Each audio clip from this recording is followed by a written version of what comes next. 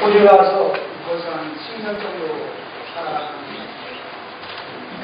여러 가지 한국의 생활과 다른 점이 있죠. 그 가운데 하나가 날짜 노일은 정확하게 아는데 몇월 며칠 우리가 지금 사용하는 이 교회 성공회 교회잖아요. 예배라는 성공회 교회를 하는데 이들이 꼭 지키는 게 하나 있어요. 하여튼 이때만 되면 앞에 사람 가시나무 같은 나무 꼭 장식하지요. 중요나무입니다. 그래서 오늘이 이 중요나무만 갖다 놓으면 중요주의구나, 고난주간이구나 그렇게 알 수 있어요. 10월 조금 늦추면 고난주간도 잘 모를 것 같고 부활절도 잘 모르는 것 같고 시간이 자꾸 그렇게 되어 있는 것 같습니다. 오늘이 그래도 중요주일이 뭐냐 하면 잘 아시는 대로 예수님께서 이 땅에 오셔서 30세에 공생애를 시작하십니다. 공생애를 시작한 공생애라고 하는 것은 우리를 구원하시기 위하여 본격적으로 공적인 삶을 사시는 것이 공생애. 그렇게 표현할 수 있잖아요. 30세 때까지는 목숨을 일을 하셨어요.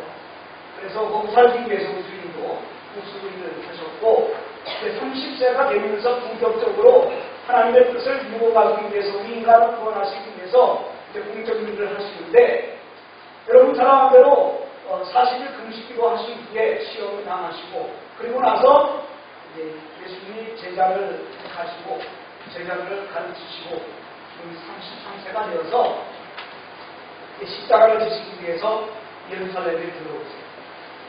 예루살렘에 입성하실 때 예수님이 생전하지 않았던 나귀 새끼를 타시고 예루살렘에 들어오시잖아요. 그때 이스라엘 사람들, 많은 백성들이 이 종려나무 가지를 흔들면서 호산나를 외치면서 우리 주님을 환영한다. 그래서 종려주일이라 이렇게 붙였어요. 이 종려나무 가지를 들고 예수님을 환영하는 그런 모습들을 기억하면서 종려주일이고 그리고 내일부터 예수님이 본격적으로 고난을 당하시잖아요.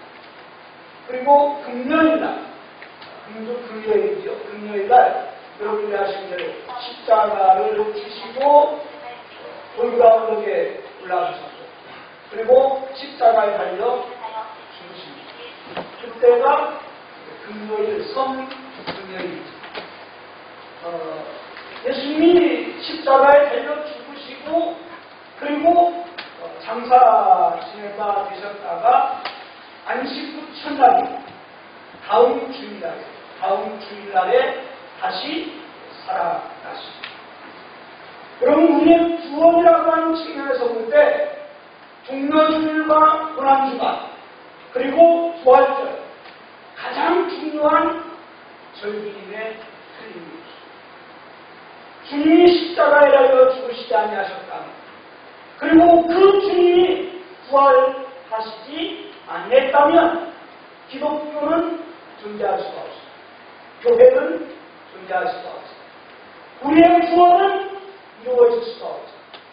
그런 면에서 가장 중요한 절기를 우리가 맞이하게 되고 주님의 고난을 우리가 묵상하면서 경건하게 보내는 금주가 바로 고난주간입니다. 그 말씀드리면서 고난주간을 맞이하면서 그리고 주님의 부활을 우리가 고대하면서 저는 조금 다른 각도에서 오늘 말씀을 좀 증거해 드리려고 합니다. 주님이 이 땅에 오신 목적이 무엇입니까? 우리가 잘 아는 대로 우리를 구원하시기 위해서 오셨습니다. 다. 그런데 조금 다른 각도에서 강조를 해드린다면 주님이 이 땅에 오신 목적은 무엇이냐?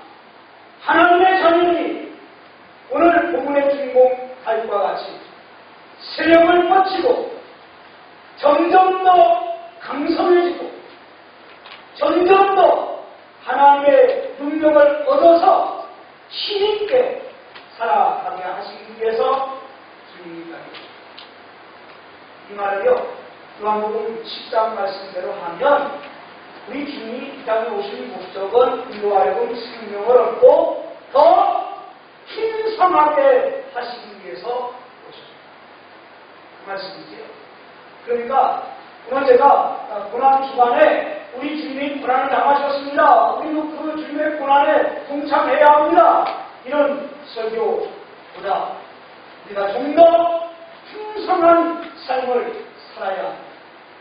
다윗과 같이 점점 강성해지는 세력을 뻗치는 삶을 살아야 합니다. 이 말씀을 좀 드리려고 합니다. 여러분, 구약 성경을 말할 때 그리고 이스라엘 역사를 말할 때 빼어놓을 수 없는 두 사람이 있습니다. 누가 하면 사울 왕과 다윗 왕입니다. 이스라엘 역사를 여러분들 잘 아시는 대로 아브라함을 부르셔서 이스라엘 역사가 시작됐다고 하지요. 그러면서 이제 아브라함의 아들 이삭의 아들 야곱 때에 일러 그들이 어디로 데려가냐면 애굽으로 데려가. 이스라엘 백성들이 애굽으로 데려가. 애굽에서 430년 동안 삽니다. 거기는 그때는 이제 노예 생활이라고 할 수 있습니다. 그런데 하나님께서 이 이스라엘 사람들의 울부짖음을 들으시고 모세를 세우시라. 그래서 모세를 세우셔서 이스라엘 백성들을 애굽에서 해방시키고 모세의 부계장인 여호수아를 통해서 그들이 드디어 가나안 땅에 들어가서 약 400년 동안 그들의 삶은 정말 하나님의 자녀답게 하나님의 은혜 받은 자답게 살아야 되는데 그러하지 못하잖아요. 그들이 실수한 것 가운데 하나가 무엇인가 하면 사사시대를 지내면서 왕을 세우잖아요. 이스라엘 백성들이 다른 나라의 모습을 보면서 우리도 하나님 왕을 세워주시면 우리도 강성해지고 우리도 정말 강대국이 될 수 있습니다. 끈질기게 요구하죠. 그래서 하나님께서 할 수 없이 이스라엘 백성들에게 그들의 요구를 들어주신 왕을 세웁니다. 그 초대 왕이 누군가 하면 사울. 그래서 이스라엘 역사, 또 구약의 역사, 성경의 역사를 통해서 이 사울 왕이 차지하는 비중은 정말 큰, 아주 중요한 비중입니다. 찬성하고요. 이 사울 왕 못지않은 더 중요한 인물이 다윗입니다. 그러니까 사울 왕과 다윗 왕은 여러분들이 성경, 구약 성경을 읽어갈 때에 가장 중요시 여기는 인물이다. 아무리 강조해도 지나치지가 않죠. 근데 이제 참 재미가 있습니다. 사무엘상은 사울 왕의 치세, 사울 왕이 어떻게 하나님을 섬겼고 어떻게 백성을 다스렸는가, 이 문제를 쭉 기록하고 있는 것이 사무엘상. 그리고 사무엘하는 다윗 왕의 치세. 다윗 왕이 하나님을 어떻게 섬기고 어떻게 백성들을 다스렸는가, 이 문제를 쭉 설명하고 있거든요. 그런데 사무엘하의 주인공인 사울과 다윗을 역사는 어떻게 평가하고 있는가, 그것이 사무엘하 3장 1절에 이렇게 설명합니다. 사울의 집과 다윗의 집, 사울과 다윗을 비교하면서 평가를 합니다. 이렇게 평가를 하세요. 사울의 집과 다윗의 집 사이의 전쟁이 오래매 다윗은 점점 강하여 가고 사울의 집은 점점 약하여 간다. 사무엘 상하를 누가 기록했느냐, 누가 기록했는지 모르다가 정답인데요. 그 유대인들은 탈무드라고 하는 책에서 사무엘 상하를 사무엘이 기록했을 것이다, 그렇게 추론합니다. 그들의 주장을 우리가 수용을 해서 사무엘 상하를 사무엘이 기록했다고 한다면 사무엘이 사울과 다윗을 평할 때 한마디로 이렇게 평을 합니다. 사울은 10년에 다윗은 떠오르는 태양 이렇게 평가하셨어요. 그죠? 사울의 집은 점점 약하여 가고 다윗의 집은 점점 강하여 가니라. 재미있는 표현입니다. 그런데 오늘 본문의 말씀을 보면 사울이 사무엘상 31장에서 블레셋과의 전쟁에서 패하고 자살했었습니다. 그리고 이제 드디어 다윗이 이스라엘 왕이 되는 거예요. 이스라엘 왕이 된 다윗, 그 다윗을 설명하는 말이 10절 맞습니다. 10절에 사무엘 상하를 부족했다고 내가 받아들이면서 보면 사무엘이 이렇게 부족한 것을 10절에 만군의 하나님 여호와께서 함께 계십니다. 다윗이 점점 강성하여 간다. 공동번역 성경에는요 이렇게 번역했어요. 만군의 하나님 야훼께서 다윗과 함께 계십니다. 그의 세력은 날로 얻어갔다.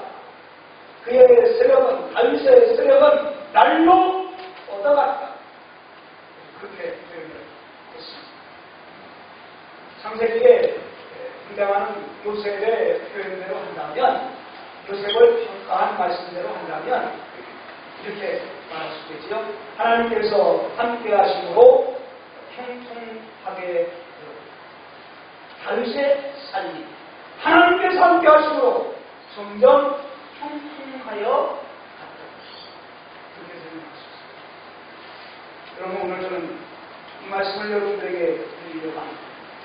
요셉이 형통할 수 있었던 것, 요셉가 출애굽을 지킬 수 있었던 것, 여호수아가 요단강을 건너고 여리고성을 점령하고 가나안 땅을 정복할 수 있었던 요인, 그리고 오늘 주인공 다윗이 점점 세력을 뻗칠 수 있었던 원동력이 무엇입니까? 한마디로 말씀드립니다. 하나님 함께 하십니다. 성경 가까이요.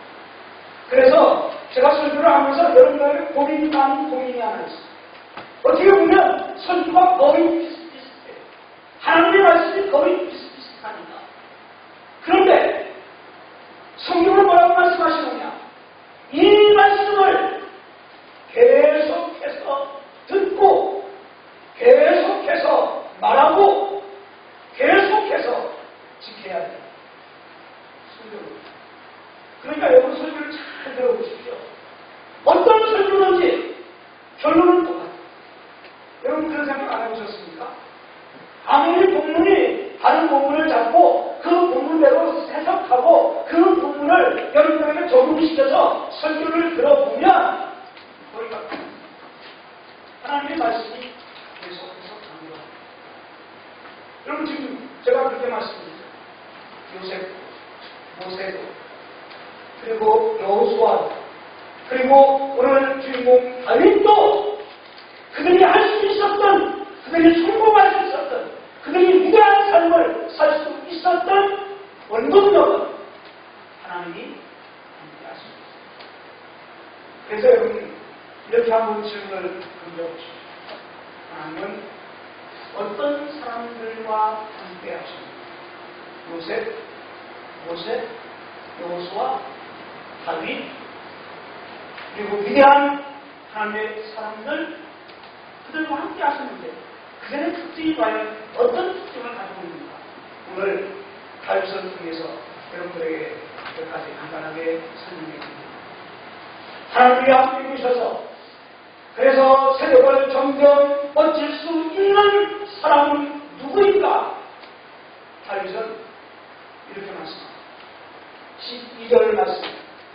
다윗이 여호와께서 자기를 세우사 이스라엘 왕으로 삼으신 것과 그의 백성 이스라엘을 위하여 그의 나라를 높이신 것을 알았더라. 하나님께서 다윗과 함께 하실 수 있었던, 그리고 그 다윗의 세력을 뻗칠 수 있도록 하셨던 이유가 12절 말씀입니다. 그것이 바로 다윗은 모든 것이 하나님 손에 달려있다고 하는 것을 알아요. 모든 것이 하나님의 손에 달려있습니다. 모든 것은 하나님이 하시는 것입니다. 우리는 갈비의 표현대로 이 말씀을 하나님의 절대 주권이라고 씁니다. 하나님 손에 달려있다. 여러분 다시 한번 보십시오. 다윗이 여호와께서 자기를 세우사 이스라엘 왕으로 삼으신 것과 그의 백성 이스라엘을 위하여 그 나라를 높이신 것을 알았다. 하나님이 왕으로 세우셨습니다. 하나님이 다윗을 왕으로 세우셨습니다. 하나님이 그의 나라를 그의 백성들을 위해서 높이셨습니다. 하나님이 하셨다는 말씀입니다. 사무엘하 7장 말씀에 가보면요, 다윗이 오늘 말씀대로 왕궁을 지었어요. 이제 예반의 백성국을 갖다가 다윗의 궁을 정말 호화찬란하게 잘 지었죠. 그리고 나니까 다윗이 마음속에 하나 맺힌 게 있어요. 나는 이와 같이 호화찬란한 집을 짓고 궁궐을 짓고 여기서 편안하게 거하는데 하나님의 배는 하나님의 법궤는 이게 방치되어 있으니까 이래서는 안 되겠다. 그래서 다윗이 하나님 앞에 서원을 내가 성전을 짓겠습니다. 그런데 하나님께서 나라는 성자를 다윗에게 보내서 하신 말씀은 안 된다. 너는 성전 건축할 수 없다. 이런 지하에 보내라시는 거죠. 다윗이 얼마나 실망이 됩니다. 그런데 하나님이 나라는 성자에게 또 이런 말씀을 주십니다. 너 걱정하지 마. 내가 내 마음을 안다. 내가 내 마음을 안다. 그러면서 다윗의 놀라운 축복을 하나님이 약속하십니다. 다윗의 후손들이 영원한 왕권이 공평고해지고 하나님께서 그들을 버리시지 않겠다. 다윗에게 축복을 약속하십니다. 그 말을 다윗이 듣고 하나님 전에 올라갑니다. 하나님 앞에 올라가서 하나님 앞에 기도하기 시작합니다. 사무엘하 7장입니다. 놀라운 말씀이 거기에 나오는데 이렇게 기도합니다. 주 여호와여, 나는 누구이오니 내 집은 무엇이니 나를 여기까지 이르게 하셨나이까. 다윗이 하나님 앞에 기도하는 거예요. 하나님이여, 하나님이여, 나는 누구이오며 내 집은 무엇이기에 나를 여기까지 오게 하셨습니다. 목동이었던 나, 악사에 불과했던 나, 일개 장군에 불과했던 나를 하나님께서 왕으로 세우셨습니다. 그리고 오늘 여기까지 오게 하신 분은 하나님이십니다. 다윗은요, 이렇게 고백합니다. 여러분, 이것이 우리가 내용을 다 알고 있는 내용이 아닙니까? 아, 모든 것이 하나님이 하신 것입니다. 그러면서 우리가 얼마나 어리석는가? 내가 한 걸로 착각하고 있습니다. 내가 열심히 살고 내가 열심히 노력하고 그래서 그 대가로 오늘 내가 여기까지 이르게 되었습니다. 이렇게 착각을 하고 있습니다. 성경은 이런 사람을 뭐라고 말하는지 아십니까? 어리석은 사람. 어리석은 사람. 여러분, 우리 주님이 말씀하신 어리석은 부자 이야기 아시지 않습니까? 한 해 농사를 줬는데요. 그 농사가 너무 잘 됐어요. 그래서 이 부자가 그 곡식을 거두어가지고 자기 이 창고에 차곡차곡 쌓으려고 하다 보니까 창고가 없어요. 그래서 뭐라 합니까? 창고 다 때려부시고 더 크게 창고를 짓고 거기다가 자기가 거두어진 곡식을 쌓아놓고 이제 말합니다. 야, 내가 이제 이렇게 많은 곡식을 거둬 놓았습니다. 얼마나 든든합니까? 이제 내가 노력해서 부자가 되어 곡식을 가득 사쳐왔습니다. 이제는 즐기자는 겁니다. 이제는 좀 편히쉬고 이제는 잘 먹고 잘 살고 이제는 내가 이렇게 했으니까 내가 이렇게 얻었으니까 내가 이렇게 해서 얻었으니까 나를 위해서 쓰고 살자. 우리 하나님 그런 말씀이죠. 그날 밤에 그의 영혼을 불러 그가 예배한 것이 네 것이 되게. 그래서 어리석은 사람은 착각해. 내가 노력해서 내가 벌고 내가 쌓아놓고 내가 쓸 줄 아는 착각 속에 살고 있어요. 근데 여러분 분명히 아셔야 됩니다. 하나님이 주시지 아니하면 하나도 얻을 수도 없고 하나님이 가져가시면 하루아침에 다 가져가시고 다 하나님이 하시단 말이에요. 우리는 그걸 알면서도 착각 속에 빠져요. 아닌 줄 알아요. 그런데 다윗은요 이렇게 고백하는 거예요. 하나님께서 나를 왕 되게 하셨습니다. 하나님께서 오늘 여기까지 나를 오게 하셨습니다. 하나님께서 하신 것을 다윗은 알았다. 얼마나 중요한 말씀이죠. 사도 바울은 로마서 11장에서 이렇게 고백합니다. 모든 것이 하나님께로부터 왔습니다. 그리고 모든 것이 하나님에 의해서 존재합니다. 하나님에 의해서 유지됩니다. 그리고 모든 것이 하나님께로 갑니다. 칼빈은요, 이 한 구절을 붙잡고 그 위대한 칼빈의 신앙을 세우셨고, 그리고 오늘 장로교회, 오늘 기독교회, 개신교회는 이 말씀을 붙잡고 여기까지 살아갑니다. 이게 하나님의 전부, 그리고 하나님의 손을 알고 있습니다. 여러분 좀 다시 한번 느꼈으면 좋겠습니다. 하나님이 하셔야 합니다. 하나님이 움직이셔야 움직여요. 그럴듯 하면서 안 되는 거, 여러분 내가 최선의 노력을 해도 안 되는 거 하나님이 하십니다. 이게 다윗이 이 위대한 믿음을 가지고 살았기에 하나님이 함께 하셨고 다윗의 세력은 점점 펼쳐나갈 수 있습니다. 그런 말씀입니다. 여러분 요셉이라고 하는 사람 잘 알잖아요. 시간이 좀 갑니다만 요셉 이야기는 좀 해보도록 하겠습니다. 요셉이 애굽에 총리가 됐을 때 7년 흉년이 들었고 7년 흉년이 들었습니다. 그 7년 흉년과 7년 흉년을 이 요셉이 잘 이용을 해서요.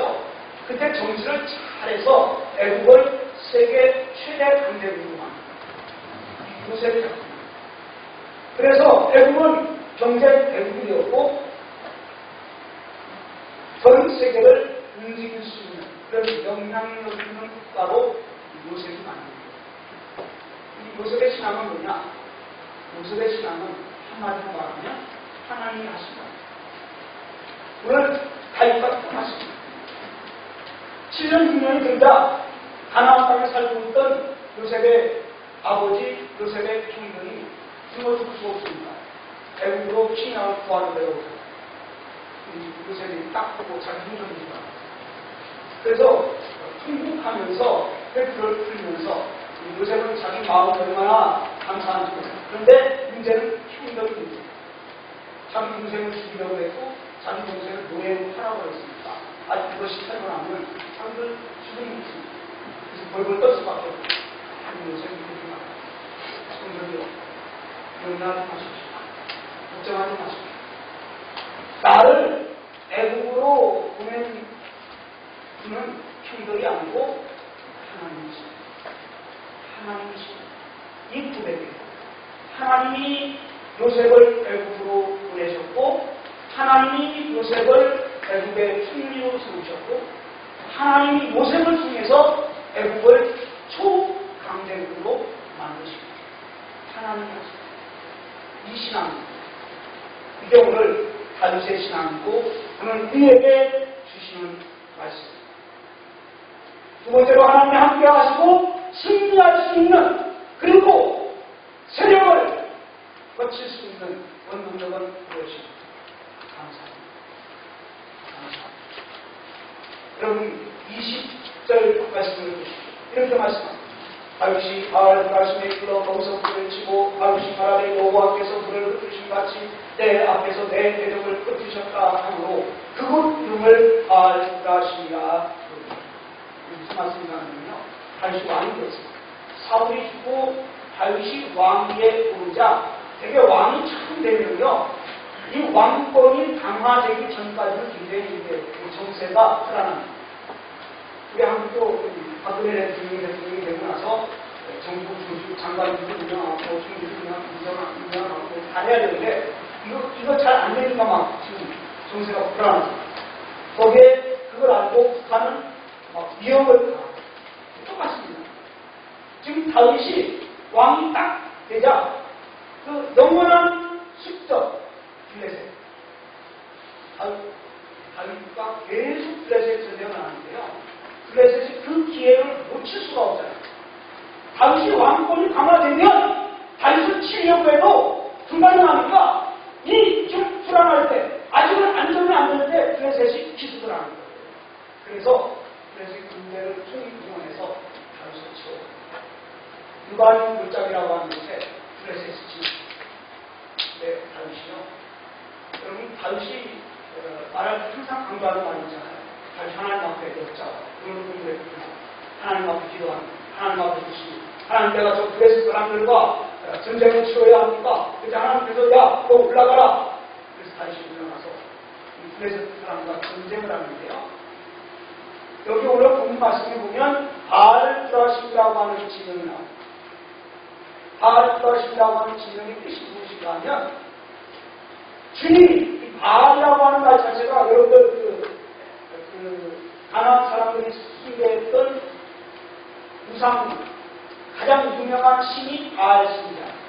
원래 이 바알이라고 하는 말은 주라고 하는 것이죠. 그들은 우상 숭배하는 바알 신을 숭배했던 이 가나안 사람들은 바알 신 그러면 주 그런 뜻입니다. 바알드라심 주께서 흩으셨다. 이 흩으셨다는 말이 참 재미있는 말이에요. 이게 무슨 말이냐면 우리 성경에는 그렇게 번역을 했잖아요. 그들을 물을 흩은같이 그들을 다윗 앞에서 흩으셨다. 이런 표현을 썼는데요. 원래 의미는 이런 의미예요. 여러분 몇 년 전에 일본에 쓰나미가 왔잖아요. 그 물의 힘이 얼마나 대단합니다. 여러분 그 영상 보셨잖아요. 그 파도가 그 물이 막 넘쳐나는데 쭉 뭐고 막 집이고 뭐고 다 부서져요. 정말 이게 그 힘이 정말 대단한 그런 뜻이에요. 그러니까 물이 뚝을 터뜨리고 모든 걸 다 쓸어버리는 것처럼 하나님께서 블레셋 백성들을 다 흩어버리셨다. 그런 뜻이에요. 그래서 다윗이 너무 감동을 먹었어요. 야, 우리 하나님 정말 대단하시다. 그래서 그곳 지명을 바알드라심. 하나님이 흩어버리셨다. 물이 뚝을 쳐서 흩어버리는 것처럼 하나님이 내 대적을 흩어버리셨다. 그래서 바알드라심. 이거 무엇을 의미합니까? 내가 블레셋과의 전쟁에서 내가 한 일은 하나도 없습니다. 하나님이 다 내 대적을 흩어버리셨습니다. 내가 할 수 있는 건 그 하나님께 감사할 수밖에 없습니다. 그거밖에 안 됩니다. 그래서 바알드라심. 지명을 바알드라심이라고 이렇게 쳤다. 하나님 앞에 감사합니다. 하나님이 함께 하시고 하나님의 세력을 멋지게 하시는 사람은 누구인가? 하나님 앞에 감사합니다. 사도 바울은 로마서 1장에서 하나님을 아는 사람들이 범할 수 있는 죄를 두 가지를 거야. 하나님을 알되 그렇게 표현하거든요. 하나님을 알되 하나님을 영화롭게도 아니하고 하나님께 감사하지도 아니합니다. 이게 하나님을 아는 사람들이 범하는 죄 가장 무서운 죄. 하나님께 영광 돌리지 않고 하나님께 감사하죠. 다윗은요 이걸 아는 거예요. 그래서 다윗이 기도합니다. 하나님, 내가 하나님 앞에 감사하지 않는 죄를 범하지 않게 하옵소서. 다윗이 있습니다. 여러분, 하나님은 감사하는 사람과 마지막으로 한 가지만 더 말씀드리겠습니다. 하나님 함께 하시면서 세력을 뻗치는 사람은 하나님의 명령대로 행하는 사람. 25절 말씀에 다윗이 여호와의 명령대로 행하여 블레셋 사람을 쳐서 게바에서 에셀까지 이릅니다. 세력을 떨칠 수 있었던 가장 근본적인 원동력은 무엇입니까? 하나님께 믿고 하나님 말씀하시면 하나님의 말씀대로 행하는 다윗의 성공에 있었습니다. 사울과 다윗의 가장 큰 차이점은 무엇이었나요? 하나님 말씀하시면 그 말씀에 어떻게 반응했느냐 이 차이였습니다. 사울은 하나님 말씀하셔도 제멋대로 했고 다윗은 하나님의 말씀입니다. 가장 간단해요. 가장 간단합니다. 결론으로 말씀을 드리겠습니다. 사랑하는 성도 여러분, 사도 바울이 비시디아 안디옥에 올라가서 설교할 때 이렇게 설교합니다. 여러분들이요, 그 사도 바울이 이렇게 설교하는 거예요. 여러분, 내 동포 여러분들이요, 하나님을 경외하는 여러분들이요, 들으십시오. 이렇게 서로 뜻을 붙여놓고 뭐라고 합니다. 이스라엘 역사. 우리 민족의 역사 사도 바울이니까 유대인입니다. 유대인 민족의 역사를 설명하면서 사울과 다윗까지 그리고 다윗의 자손인 예수 그리스도 메시아까지 하는 설교를 간단해요. 그런데 하나님께서 사울을 왕으로 세우셔서 40년 동안 왕으로 하게 하셨다가 사울을 빼하시고 이게 좀 바울의 설교라는 거예요. 그리고 다윗을 사울 왕 다음에 다윗을 하나님이 세우는 거예요. 이렇게 설명합니다. 하나님께서 다윗을 만나니 내 마음에 속 드는 사람. 그래서 다윗을 통해서 하나님의 뜻을 다 이루어가시겠다. 그 하나님의 뜻이 무엇인가 하면 다윗의 후손을 통해서 메시아 예수 그리스도가 이 땅에 오시고 그 메시아가 고난을 받으시고 부활하셔서 우리를 구원하셨습니다. 이게 사도 바울의 설교였습니다.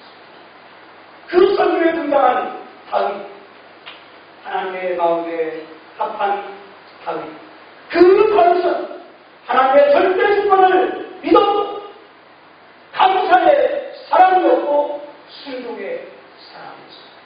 이 다윗이 오늘 저와 여러분들에게 증거하고 있습니다. 하나님께서 하셨다고 하는, 하나님이 하신다고 하는 모든 것은 하나님의 손에 달려있다고 알고 믿고 순종할 때 우리도 다윗처럼 세력을 뻗치는 위대한 삶을 살 수 있다. 그런 말씀. 다윗과 같이 하나님의 절대 주권 하에서 하나님 앞에 감사하면서 순종하는 그래서 위대한 삶을 살아가시기를 주님의 이름으로 축원합니다.